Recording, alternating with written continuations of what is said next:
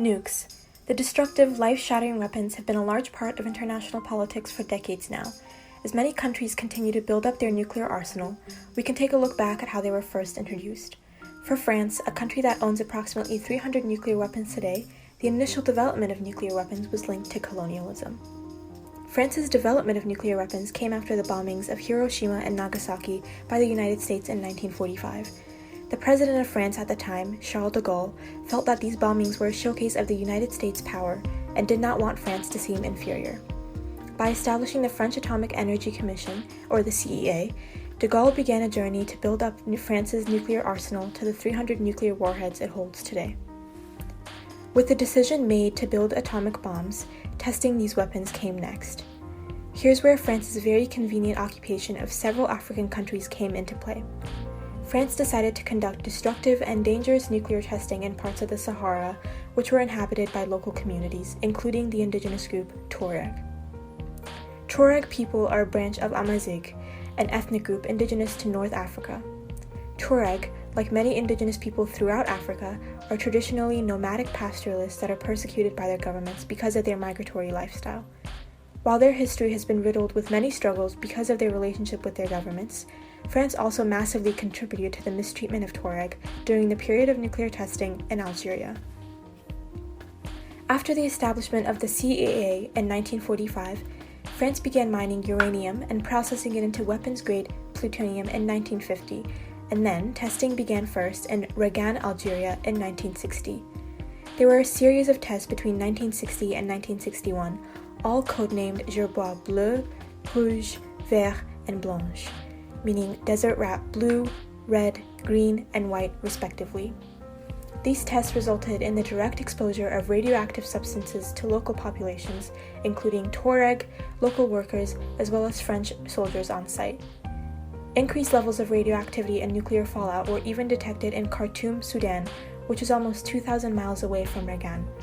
Even today, increased radioactivity is present in testing areas, and no proper studies on the health effects of nuclear tests on locals have been conducted.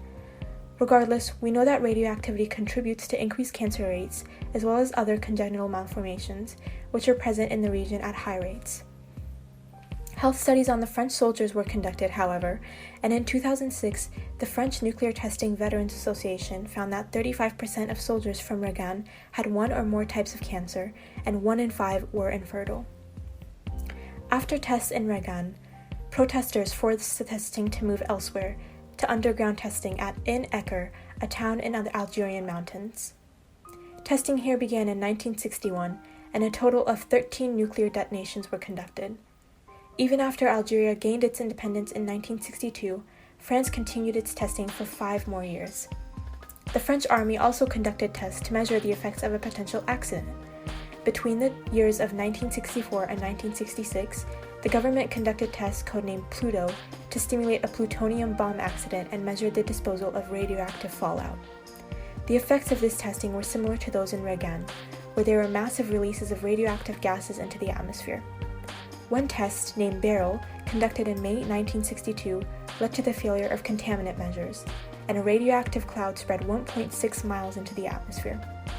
Locals suffered from cancer, cataracts, infertility, and other diseases. Just like in Regan, there was a lack of proper medical care or scientific interest in doing epidemiological tests on locals. There were also intense negative effects on the surrounding ecosystem, which was massively deteriorated. Any fertile soil, aquifers, or oases have been largely eradicated, and much of the desert is now a radioactive wasteland. Cases of nuclear testing enabled through colonialization are not limited to these locations and have negatively impacted the lives of many people throughout Africa and the world. Today, France owns enough weapons to showcase the same destructive power that drove it to seek nuclear weapons in the first place. And in order to obtain this power, they wreaked havoc on the lives of innocent people and deny the damage to this day. Ultimately, more epidemiological studies and proper compensation need to be implemented, as well as the recognition of the reckless and borderline criminal treatment of locals by the French.